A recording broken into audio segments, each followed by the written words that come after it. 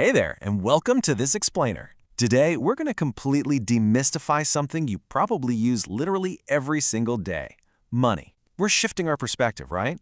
Moving away from just staring at the everyday cash in our wallets to really understanding money as this dynamic, multi-purpose tool that basically powers the entire modern economy. Consider this your personal masterclass into the invisible machinery that makes our world go round. So let's just dive right in. I want to anchor us with this classic economic rhyme that kind of perfectly sums up why money is the absolute foundation of civilization. It goes, money is a matter of functions for, a medium, a measure, a standard, a store. It's super catchy, sure, but more importantly, it elegantly captures exactly what money does. It's just like the famous economist Professor Walker put it, money is what money does. Simple as that. To break all this down, we're going to use Professor Kinley's really brilliant three-tier framework. We'll be looking at Pillar 1, primary functions, Pillar 2, secondary functions, and finally, Pillar 3, contingent functions. All right, let's get started with Pillar 1, primary functions. Think for a second about the incredible leap from the barter system to actual money. I mean, under a barter system, trade was just agonizingly inefficient. It required what economists call a double coincidence of wants. Basically, if you had apples and you really wanted shoes, you had to go out and find a cobbler who just so happened to be craving apples right at that exact moment. Yeah, good luck with that. Money completely removes that friction.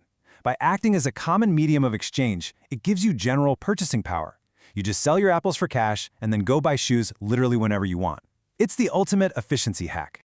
And that actually brings us to the second primary function, money as a measure of value or a unit of account. You know how we use a kilogram to measure weight? Well, we use money to measure economic value, which we usually just call price. Say a trouser is priced at 1,000 rupees and a shirt is 500 rupees. Boom! Money instantly establishes a clear exchange rate. Mathematically, one trouser equals two shirts. Without this common denominator, going shopping would be an absolutely chaotic guessing game.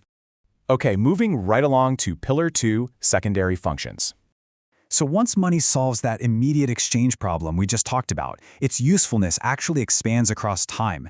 Enter the standard of deferred payments. Think about it. In our modern economy, a massive chunk of our transactions actually live in the future. We're talking about your rent, your salary, an insurance premium, or paying off a mortgage. Because money is standardized and generally accepted everywhere, we can safely lock these future contracts into stable monetary terms. It just ensures that transactions happening months or even years from now are predictable and fair for everyone involved. Money also acts as a really vital store of value. Now, if you want to save wealth for the future, sure, you've got options. You could use bonds, shares, or debentures. But money is unparalleled for one very specific reason. It is perfectly liquid. It's readily and generally accepted absolutely anywhere as a means of payment. You don't have to scramble to find a buyer for your money like you would if you were trying to offload a stock. It just holds your purchasing power perfectly intact until you're ready to actually use it. And here's the cool part. Money doesn't just move wealth across time, it moves it across space too, acting as a transfer of value. Let's say you want a house in Delhi. You obviously can't physically pick that property up and carry it across the country. But what you can do is sell that physical asset for money. Just like that, you instantly convert a massive physical property into perfectly liquid wealth, seamlessly transfer it across the country, and use it to buy a brand new home in Kolkata. It makes transferring value completely borderless. Bringing us to our final section, Pillar 3, contingent functions. Now, these contingent functions are fascinating because they reveal the true macroeconomic plumbing of our world. Literally, every single day, consumers use money to maximize their utility, balancing the satisfaction of buying a good against its price tag. Meanwhile, entrepreneurs are out there using money to calculate exactly how many workers to employ by equating productivity to monetary wage rates.